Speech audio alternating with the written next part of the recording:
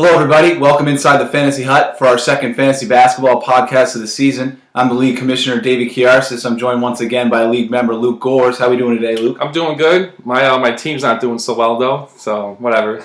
Yeah, that's what we're here to talk about, breaking down the first 4 weeks of the season. We're going to talk about some teams and some players that have performed up or below expectations based on our preseason thoughts of guys. I think a good place to start is with the floor generals, the point guard position. We knew he was going to be a top player once again. He was a first-round pick once again, but Chris Paul is just on another level right now, averaging 19 points, 12.5 assists. Just set the record for double-double games to start the season. All the additions that the Clippers have made. Much was made about how that was going to help Chris Paul, and it seems to be doing wonders for him. Blake Griffin as well, who's performing really well to start the season, and then Paul also, something I was surprised about looking at the stats. 5 rebounds a game, and then we always know that he's going to be elite in the steals department, getting 2.5 a game. So he's obviously, lived up to that first round billing. And of course, for my luck, I actually played Chris Paul 5 times this week. So, anyways, however, unlike Chris Paul, I chose Derrick Rose as the point guard who hasn't really lived up to his high expectations. In fact, he's averaging around 15 points per game, 3 rebounds per game, and around 4 assists per game. However, he's only shooting 35% from the field, which is way below his 46% career average. So now, compared to his fellow NBA point guards in per-game averages, he's actually ranked 13th in points, 26th in assists, 18th in rebounds, 43rd in steals, 11th in three-pointers, and 5th in turnovers. However, fortunately for Mike, he got him in the 6th round as a keeper, so a good thing he didn't have to waste the first-round pick on. Aside from all the stats, I think that Derrick Rose recently got injured last night, matter of fact. I didn't see the game, but... Yes, obviously something to watch here. Derrick Rose, much was made about his comeback this year. He went down last night in Portland. Just so everybody knows, we're filming this on Saturday, so we'll probably know the severity of the injury on Monday, but... he re-injured that right knee, left on crutches. Who knows? Get an MRI on Saturday. So, it'll be interesting to see if maybe, all this talk about top dogs getting them last year and holding on to them, and if it's even going to pan out for him past the first month of the season. I wish we could have Top Dogs as a guest on the show and see what his opinion is. We'll have to get him on the show. Stay tuned. Exactly. So now moving forward, moving on to shooting guard, who I think has overperformed from his expectations. I chose Kevin Martin. Staying again with Top Dogs. He was selected in the 10th round by Mike, and he's actually ranked number 13th overall in Yahoo Fantasy Basketball. You can see why, as he's averaging around 24 points per game, 4.3 rebounds per game, and 2.4 assists per game. He's doing all this while shooting an impressive 91% from the free throw line, 47% from three-point land, and 43% overall. And now David's going to talk about his shooting guard that's underperformed. Yeah, the additions that Minnesota has made on the wings with Corey Brewer and Kevin Martin, really taking advantage of Kevin Love's outlet abilities. We've known about that since with him coming out of college, and that team's playing really well. Kevin Love's just obviously been a beast. He's getting those double doubles, but he's also been great in the assist department as well. A shooting guard that's underperformed for me, and you could classify him as a shooting guard, small forward, but obviously kind of a lot of positions blend together in fantasy basketball. But Jeff Green, who's actually owned here by BK Nets, now he's scoring. We knew he was going to score. He's averaging 15 points a game, but only 4 rebounds and 2 assists, not even half a steal and half a block a game. So not really doing the other stuff. And me coming in, and I'm sure Luke too drafted him. Thought he was going to be kind of this do-it-all guy for a bad Celtics team, and he's really not. He is scoring, but doing it in an inefficient way. He's only shooting 43%. I do like that he's hitting threes, shooting 38% from behind the arc, but just not doing the other stuff that I thought he was going to do. Thoughts on Green's performance so far this season? I'm getting points from Jeff Green, but I don't really need points for my team. I was hoping he would get, around like 5 rebounds per game, 5 assists per game, that type of player. Obviously, the Celtics, they don't have that much depth behind him, so I was hoping that he would pretty much do everything for that team, but that's not the case, at least not yet. So hopefully going forward, he can change. Now transitioning to small forward, another obvious name. I'm picking some obvious names here, but the guy is just taking another step into that conversation of being a top 5, top 8 NBA players. Paul George, 40s. I talked about this in my early impressions article on the Fantasy Hut that you can check out on the basketball page. 40s, his keepers have probably been the best. We knew this coming into the season. I mean, Anthony Davis is taking that next step, and Paul George is just taking that next step to becoming an elite player. He's averaging 27 points, 7 rebounds, 3 assists, 2 steals, and he's really getting that field goal percentage up, shooting an efficient 46%. I think he's going to be an eligible player next year. I think he's a surefire top 5 pick. I think if we redid the draft and he was available, I would be taking Paul George over James Harden. So I think it's safe to say that you got LeBron, Durant, Love, Paul, and probably Paul George in that conversation as a top 5 pick next year. By the way, has Joe been checking his team? Yes, he has. He has. Wow. Nice. He's good job, Joe. I think the new keepers have kind of invigorated his love of basketball. So he's got a good team, so he's staying up on it. A small forward that has underperformed in your. So it wasn't really easy picking a small forward for me, at least, that's underperformed. However, I chose Gordon Hayward. So, first of all, David took him in the 6th round, which isn't too bad. And, he is averaging an impressive 18 points per game, 6 rebounds per game, 5 assists per game, which is pretty good. However, the thing I don't like about him is that he's only shooting, 39% for the year. And, there's games where he shot 5 for 15 from the field, 5 for 23 from the field, and most recently 1 for 17 from the field, which was like a .061 shooting percentage. And he's also, turning the ball over around 3 times a game.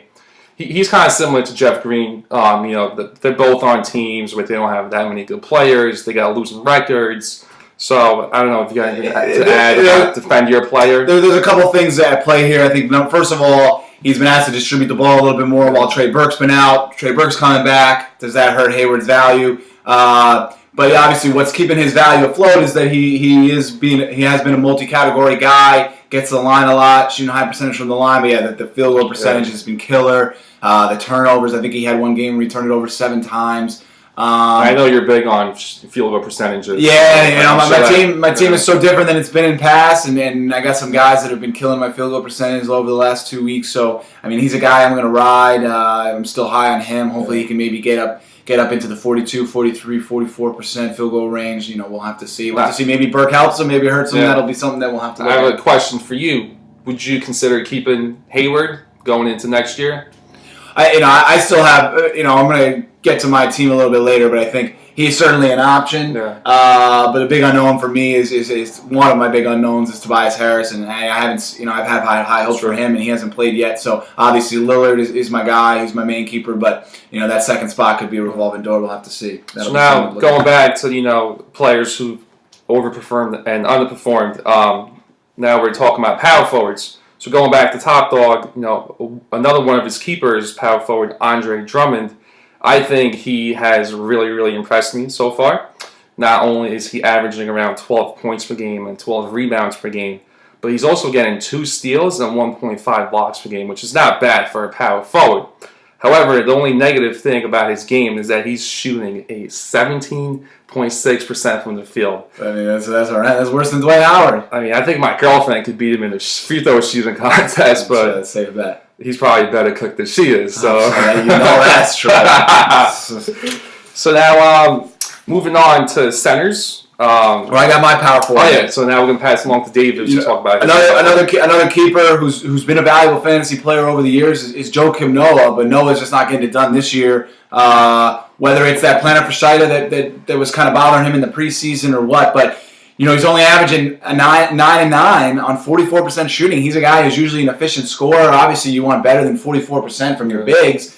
He's still contributing in the other areas, 3.5 assists, a steal and a block a game, but I think we expect a little bit more from Joakim Noah, in especially the rebounding category and the shooting percentage. Obviously, maybe it's a work in progress getting Rose back. That team they're just not gelling the way I kind of thought they would with Rose getting back, so maybe that has something to do with it. Even Jimmy Butler for that team isn't really living up to his expectations. He's kind of having his up and downs. It's not just Rose, it's Noah, it's everyone. But and then transition to center position. Once again, a player that kind of qualifies in multiple positions, but I felt like we had to talk about him today is Anthony Davis. 40's his other keeper. We mentioned George and Davis. probably the best keeper duo, especially now. We'd say that a week into the season. Davis is just, he's been unreal. He's the number one player in our league. He's averaging 21 points a game, 11 boards, almost 2 assists, 2 steals, and 4 blocks a game. Wow. The guy, he's shooting almost 50%. He's shooting 84% from the line. He's obviously taken that next step that in his sophomore campaign that I think a lot thought he would. Super athletic. I don't know if the absence of Ryan Anderson has made him more of a scorer, and with Ryan Anderson back, how that affects him, it's going to obviously open the floor up a little bit more. But I mean, Davis has just been unreal, and he's only 19, 20 years old, so he's going to be a great fantasy player for a long time. Thank God, 40's only got him for 2 years. And 2 quick points. Number one, David had Anthony Davis last year as a keeper, traded him to Joe. Who did you get in return? Not a good move. Nothing. Anyway. Point number 2, I told David not to talk about his own players, but obviously I would have picked Spencer Hawes as he's crazy. He's averaging 20 points per game, 10 rebounds per game. Yeah, he's at 17 and 10. 17 and 10, and he shoots 3 threes, assists, 2 blocks, 2 threes a game. You got him what round? The 8th, 9th round? I think he was a 10th round pick. 10th round pick. So, anyways, so now I'm gonna pick a center who hasn't really performed that well. I picked Jonas V. I can't pronounce his last name. So obviously Euros and Stretch Force took him. He's foreign. He got him in the 7th round. I'm sure not only him, but we all had high expectations for him. But the reason why I don't think he's really playing that well is because he has Rudy Gay and DeMar DeRozan. They just throw up shots. There was a game where Rudy Gay put up 37 shots. Yeah, shot like 20-something%. Yeah, plus they got Kyle Lowry as a point guard. So he's not really doing that well. He's averaging 9 points per game, around 7 rebounds per game, and only 27 minutes per game. I would have figured he'd get more minutes at center, but nothing's worked for him. So yeah, I think when I was first starting to look at players and first starting to prepare for the draft, Valanciunas was a guy that I was high on. And he had a great summer league. That's the thing, a great summer league. But then what I realized was, he's good chuckers on his team. It's going to be hard for him to get shots. I think he averaged a solid points per game last year on not a lot of shots, but I just didn't see that repetition that, if you're not getting shots, it's hard to be involved in the offense. It's hard to score points unless you're getting to the line. And when you got chuckers like Rudy Gay and DeMar DeRozan, that's tough. So now we're going to talk about some teams in the league. Obviously, we're going to talk about our own first. BK Nets, 914. Luke Gores over here has dealt with some injuries. How frustrating has that been? I think my team is a bunch of pussies. Pardon my French, but I just want to talk about some players. John Wall, he still plays, but he's been playing with a bad back. Last night, he actually dropped 37 points. I'm hoping that going forward, he could kind of repeat those numbers. Obviously not 37 points per game, but Brook Lopez, he's actually ranked number 7 overall in Yahoo Fantasy Basketball. Yep. He's been really good for me, really efficient. He can't rebound, but he's been out for 3-4 games now with a sprained ankle. Moving forward to Al Jefferson, I don't know why I picked him. I regret picking him. He's been injured all season. I think he played 1 game. He came back from injury. First game he played. Next game, he sat out again. He's only played 4 games. He only played 4 games. He actually played last night. I think he went back to the locker room in the first quarter to get his ankle taped. I'm not sure if he came out again at that point. He just gave up. The most frustrating player on my team by far is Darren Williams. I got him number 1 pick overall on my team. First round overall, sorry. He's probably injured his ankle like 5 or 6 times now. Like I told you earlier, he was backing up into his teammate, stepped on his foot, Andre Bloch, and went down with a sprained ankle. I'm not sure what his current status is right now, what he's up to, whatever. Finally, Trey Burke just played his first, actually his second NBA game. He's still, limited to minutes. However, I'm looking forward to see what he can do. It's really sad that when it's week 4 in fantasy basketball, I still can't have a full roster to compete for a full week. So that's very, very frustrating. Like I said, I'm looking forward to Trey Burke, see what he can do for me. And I just wanted to quickly say that, guys, keep sending trade offers my way. I'm looking to make some moves. Hopefully these guys come back soon, so we'll see what happens. David, if you want to talk about your team real quick. So Luke's obviously dealt with some injuries that have happened during the season. I came into the season knowing I had a couple guys that were going to be banged up and miss some time. I'm 18, 14, and 1. I've won 2 of my 3 weeks. My one loss was 6-5.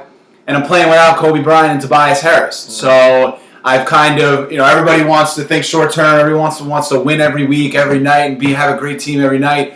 But I'm trying to think long term and say, hey, my team's going to stay afloat right now. When I get Kobe back, who I expect to be Kobe when he gets back, and Tobias Harris, whose numbers after the All-Star break when he got traded to Orlando were just ridiculous last year.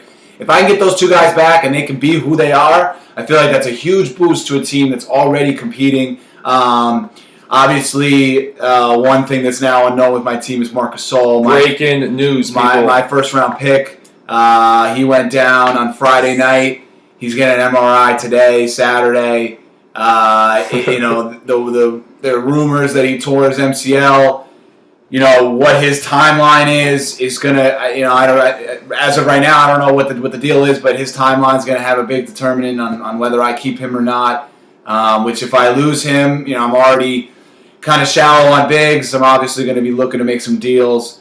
But Gasol would obviously be a huge loss for my team. Mm-hmm. You took him second round, right? No, he was my first round pick. He was number 8 overall. I thought he was a clear-cut guy. He's been great. He's been a balanced across the board kind of guy. Flirted with a couple triple doubles. So yeah, that one hurts. Yeah. And then also I think it hurts that team, Memphis, big time because he's their anchor. Which I got Mike Conley, another key player in that team. I don't know. And obviously there's more opportunity to score, but does it hurt Conley in the other categories? So we're talking trades. Obviously, the two of us are everybody's always constantly looking for ways to improve their team. There's only been one trade, which, with Black Kemba in our league. Yeah, it's kind of shocking that only one trade has been made, but it was a big one. Top Dogs trading Carlos Boozer, Chris Bosh, and DeMar DeRozan to Kamoli for Dwight Howard. I'll give my thoughts on the trade in a second. Why don't you start? What did you think about that deal? I like the deal in real life, and but in fantasy basketball, I didn't like the deal for Top Dogs. I did the math. He gave up like 37 points per game, like 20 rebounds per game. The steals and the blocks, everything just adds up. I like the deal for Kamoli because he gets all these players in return. So I personally think Kamoli got the better end of the deal. What do you think? Well, I think it was an interesting deal. I think a lot of fantasy trades in basketball are your classic 2 good players for 1 elite. Now this one took another step because it was 3 good players. I'll take it player by player. I mean, DeRozan was an interesting player to throw in the trade because all he does is score. I think he dropped 33 the other night and had 1 rebound, and that was it. Yeah. So I have no problem with getting rid of DeRozan. I mean, clearly he loses in scoring. Yeah. That's obvious, but you can get scoring. Scoring is something you can find guys in the wire, injuries, trades that happen during the season. Guys get put into new roles. So I think scoring is definitely where he loses, but he can make up for that. Any given night, Dwight Howard can go get you the rebounds that Bosh and Boozer can get you combined. Well, let's say Boozer gets 8 rebounds, which is average. Let's say Bosh gets 7. That's 15 right there. Yeah, Howard can get you 15. Yeah, and throw away DeMar DeRozan gets 2 or 3 rebounds. Yeah. Well, how often will Dwight get 8 rebounds? It's feasible to think, though, that Howard can go get you those rebounds that those 2 are going to... I'm not even thinking about DeRozan. I'm just those 2 bigs. Okay. I'm thinking Howard can go and get you... Well, that's the problem. You think that Howard could have, a huge night every single night. What I'm saying is Boozer and... Who's the other guy? Chris Bosh could have an average night and get 7, 8 rebounds per game and still, equal or outdo Dwight Howard. All I'm saying is you can make the argument that Howard could equal their rebounding. Do you know why Top Dogs even made this trade? Why? I think it was just, remember he slept through the first 3 rounds of the draft. And one player he really wanted was Dwight Howard, and somebody he probably would have taken in the second round. Over what, Kawhi Leonard? Over Horford in the second round. Oh, okay. So... I think it was just a matter of wanting a player and doing what it takes to go get him. Kamoli obviously gets deeper. So I think it was a win-win for both guys. I mean, the moves that Top Dogs made the trade and then scooped up a hot waiver guy in Terrence Jones, who's been great since he got the starting job in Houston. So if Terrence Jones can go and be comparable to Chris Bosh, that you could factor that into the trade. I mean, Kamoli now every night that D-Wade sits out, Kamoli has the two players that directly benefit in a huge way with Bosch and LeBron. Yeah, that's a good point you made, because I actually forgot about the two players that Top Dogs picked up. Those guys, if they have average nights, they could, between those two and Dwight Howard, they'll easily that's it. He's filling those. When you look at the actual trade itself, then once. But it's interesting, Michael. Remember when our preseason show, we asked questions about teams, and yours was, would you make a trade that you thought was good, but was actually terrible? So we'll have to see. I mean, Top Dogs is in the top half of the league as I of think right it's now. terrible. So we'll see how that one plays out.